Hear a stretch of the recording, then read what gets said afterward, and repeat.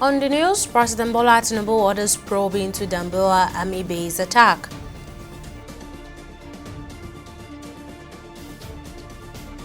Telecom tariff to be increased soon, but not by 100%.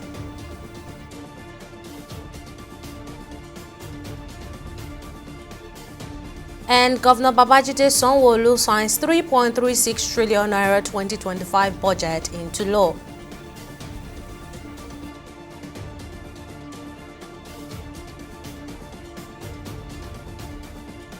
Many thanks for joining us on the news on TV360 Nigeria. I'm Tamilore Akinkolie.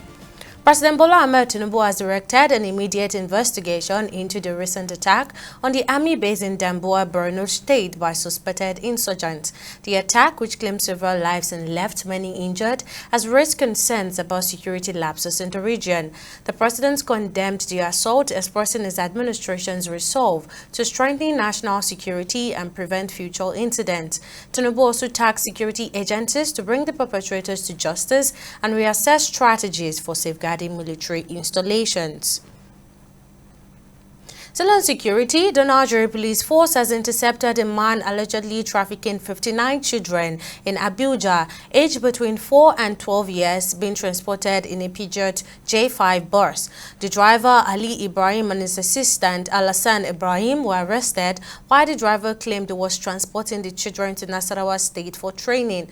Police investigations revealed that the children had been collected from different families in Kano State under questionable circumstances. Speaking during a press briefing, the Commissioner of Police for the Federal Capital, CPD Solatiji, reassured the public of the command's commitment to safeguarding children and protecting vulnerable groups under the provision of the Child's Rights Act of 2003. The bus was found to be transporting 59 male children aged between 4 to 12 years old. Preliminary investigations revealed that the children, who came from different families, were being transported by one Idris Usman, a male resident of Nasarawa State.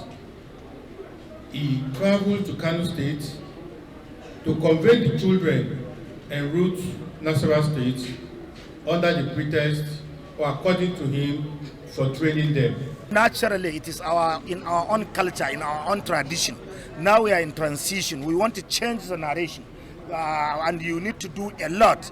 We need government intervention. We need society intervention, and we need individual parent intervention to stop it. Let us devise another way of teaching Quran, and of course, we are achieving in doing so.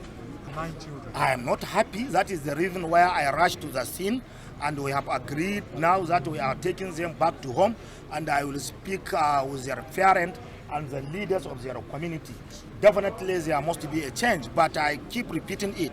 It is the responsibility of the parent, the responsibility of the society, and of course government. We must put our head together and stop this kind of system. Meanwhile, the Minister of Communications, Innovation and Digital Economy, Bosun Tijani, has said that the Nigerian Communications Commission, NCC, will soon come up with the modalities for tariff adjustment in the telecom industry. He, however, noted that the increment that would be implemented will not be up to 100% as requested by the telecom operators. He said this on Wednesday during a stakeholders meeting with mobile network operators, adding that consultations and engagement were ongoing on the issue. According to the minister, very soon the NCC will approve and make the new tariff public to Nigerians. Now, joining me to discuss this is Tony Emokbere, the president of the Association of Telecommunications Company of Nigeria. Thank you for joining us, Mr. Emokbere. Now, what is your position on the proposed tariff adjustment in the telecom industry? Thank you for having me. I think it's a welcome development, we believe that if this is properly implemented, it should have a good effect on the industry. Well, now can you quickly shed light on the factors driving the need for this tariff adjustment? Well, normally market forces should determine what you charge in any business, and the market forces, even over the last several years, have indicated that there's a urgent need for whatever price is being charged to the consumer to have increased. All the indices have shown that there's a great increase in the cost of operating in the country, especially for the telecom operators. A large majority of the expenses on powering the sites, communication sites that communicate with the subscribers, and they depend largely on diesel fuel and other costs, which have skyrocketed over the last several years. In addition to that, they still have to continuously invest in infrastructure, which is dollar denominated. So with all those headwinds, there's no reason why tariffs will have stayed this low this long. All right, now lastly, before I let you go now, how would this tariff increment, even if it's not by 100%, how will it affect Nigerian consumers? Well, to start with, to enable the operators to start providing adequate services to the consumers, stabilizing the networks, and give enough headroom for them to invest in future deployment of infrastructure around the country.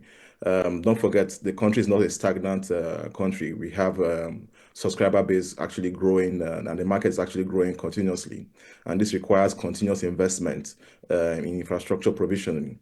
So this will allow the networks to grow and provide more services to the consumer, and also stabilize the existing operations. 100%, not 100%, that is out there. I will have even said more than 100%, but we'll wait for the outcome of these decisions. All right, thank you for lending in your thought, Mr. Emokbere. Moving on, Nigeria and China have agreed to deepen bilateral ties, focusing on areas such as clean energy, defense, and finance. The announcement was made during a meeting between Nigerian Foreign Minister Yusuf Tugar and Chinese counterpart Wang Yi, who is on a four-nation tour of Africa. Wang highlighted China's commitment to supporting Nigeria in addressing regional security challenges, pledging continued backing at the United Nations Security Council to advance Africa's interests. China would like to work with Africa to deliver on the Global Security Initiative in Africa and together achieve a modernization featuring peace and security and build an all-weather China-Africa community with a shared future for the new era. China will firmly support Africans in addressing African issues in the African way. African people are the real masters of this continent.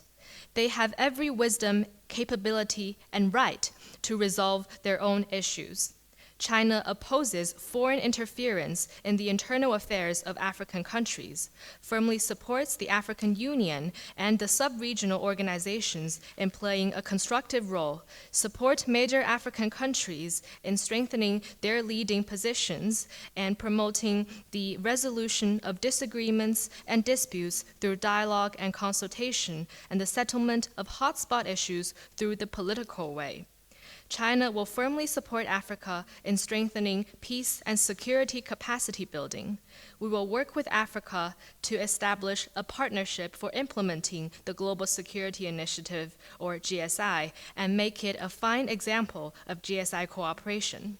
So private military companies, as far as we're concerned, it doesn't matter whether they're from north, south, east, west.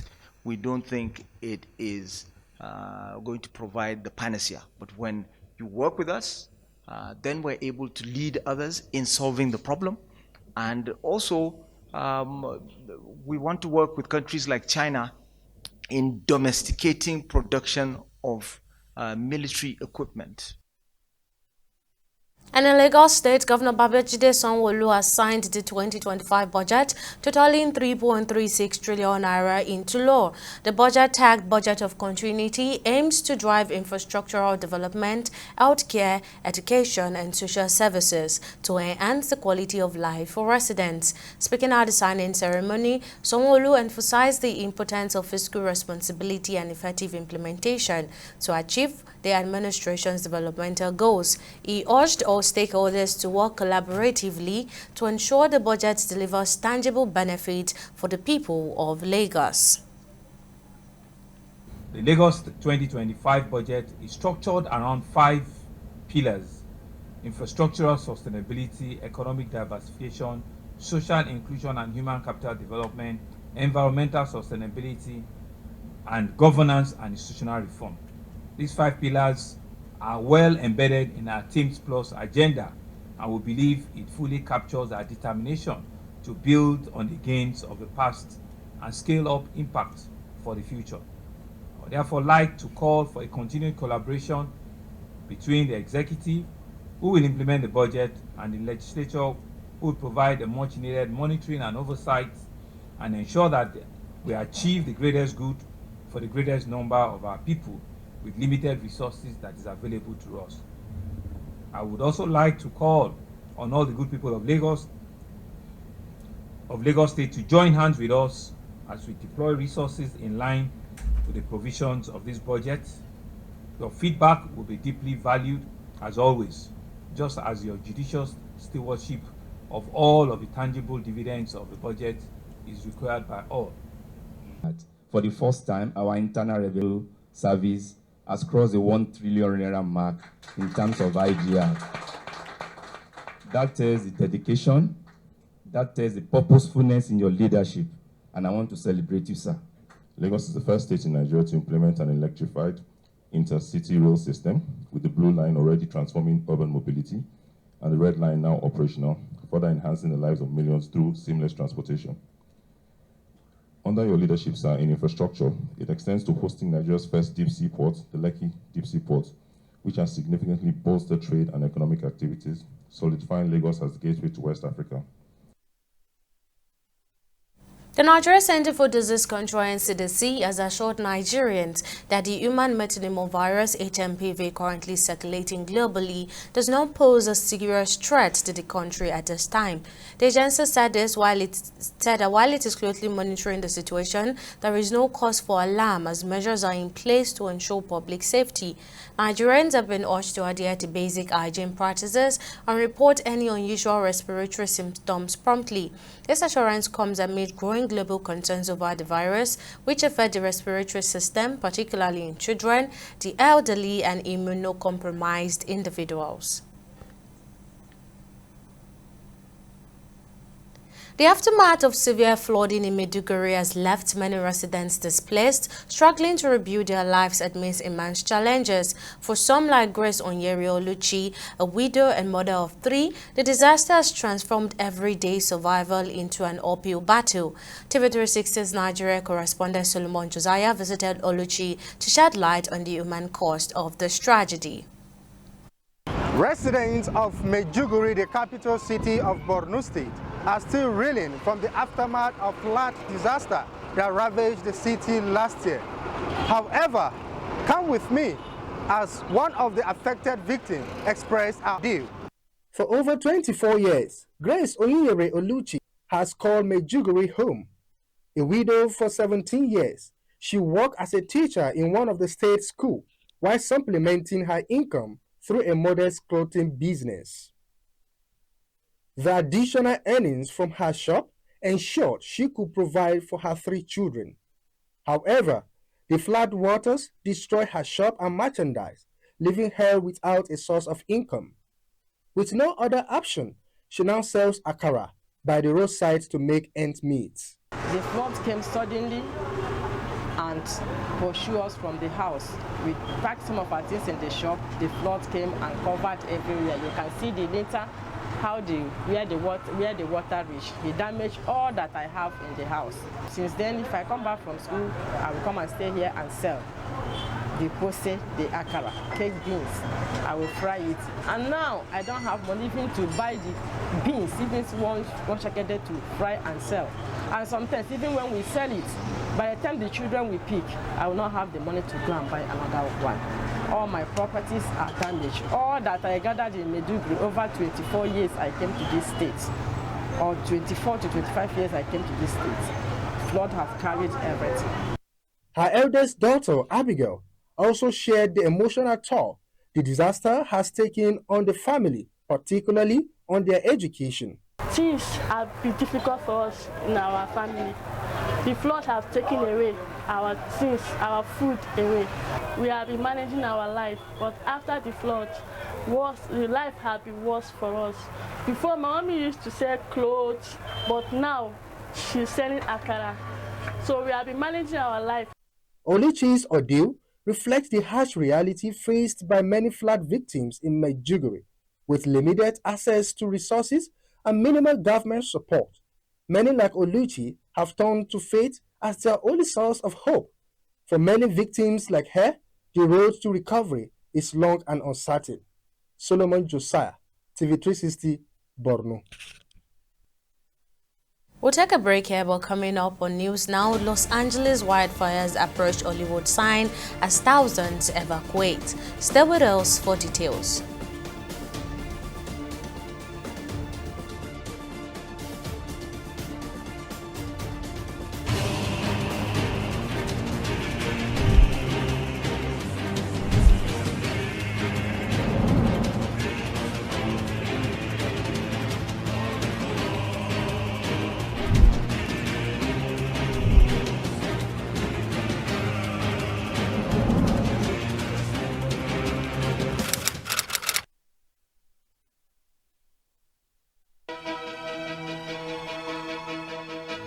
Opinions are free, facts are sacred, but truth is universal.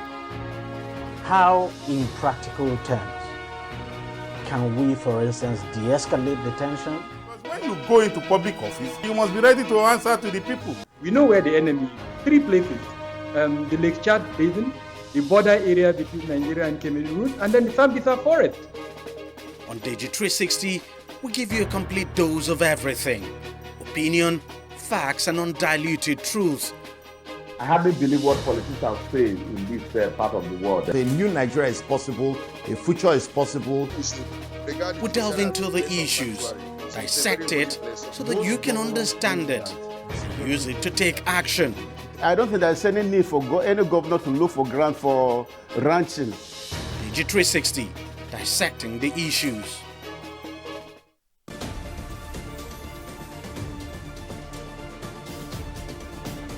Welcome back. Now, here's a quick recap of our top stories.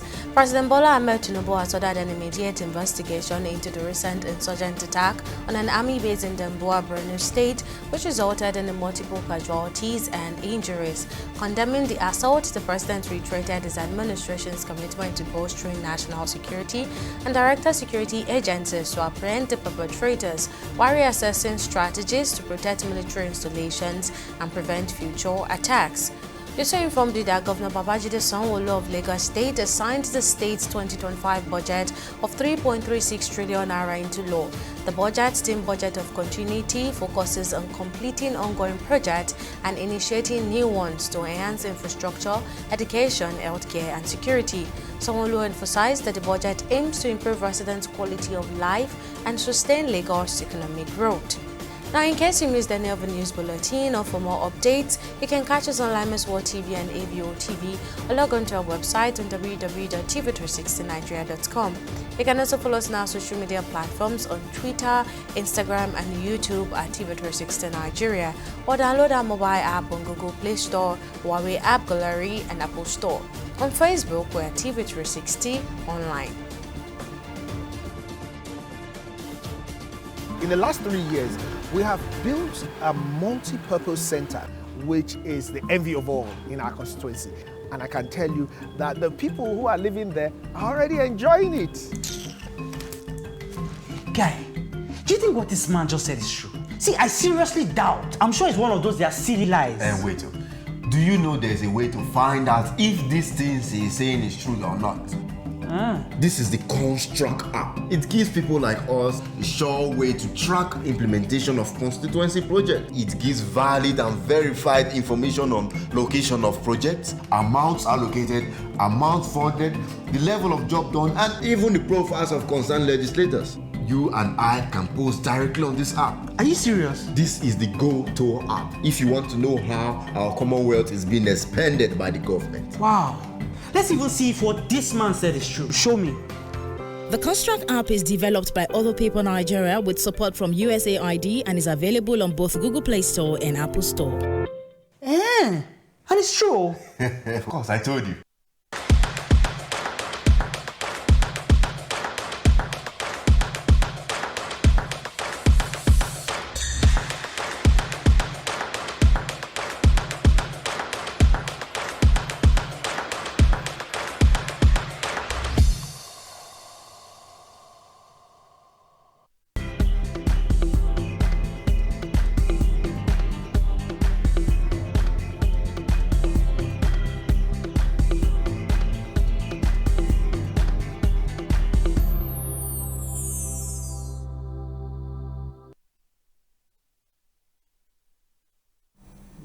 It's now time for business news, and Joy Uche is on standby. What's the latest, Joy? Thank you, Tamilore. And on business, the Chinese government has promised to back Nigeria's request for an increase in currency swap line, urging Nigeria to issue panda bonds to China.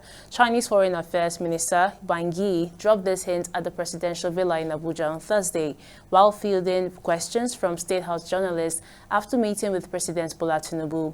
Yi stated that the currency swap agreement shows how well we have carried out their financial cooperation and sustained its momentum. Indeed, as you mentioned, the renewal of the currency swap agreement shows how well we have carried out our financial cooperation and sustained its momentum. As with regard to Nigeria's wish to increase the line of the currency swap, we will favorably study and consider the issue. Our cooperation is going well in many ways in terms of finance. For instance, we welcome the panda bonds to be issued. We welcome Nigeria to issue panda bonds in China because we have full confidence in Nigeria's credibility. And by issuing panda bonds, Nigeria will gain good revenue and the safety is guaranteed. Through financial support, we are working to contribute to Nigeria's infrastructure development, in particular railway. Just a few days ago, Chinese banks supported, through financial funds, the building of the Phase 3 of the railway modernization project, and it has been delivered. So there are many details that are taking place between our cooperation, and I would advise you to go to the Chinese embassy for the detailed list. Overall, our cooperation is comprehensive, and we would like to further boost it. As century accelerate across the world, the spillover effect of international hotspot issues are having a serious effect on the security situation of Africa.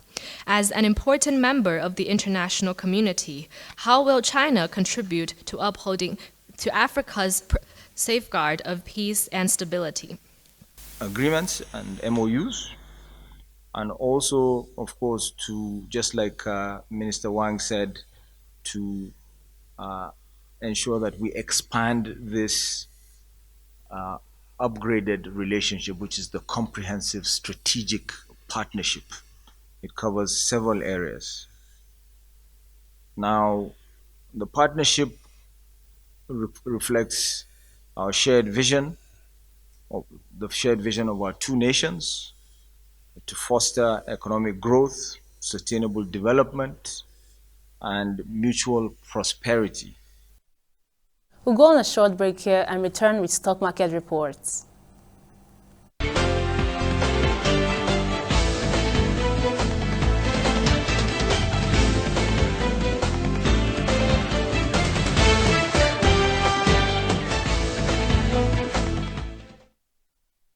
Welcome back. It's the fourth weekday of trading, and the Nigerian exchange market has continued to top up on gains accrued from Wednesday's trade. The market increased by a whopping 1.25% to close with the market cap at 64.36 trillion naira.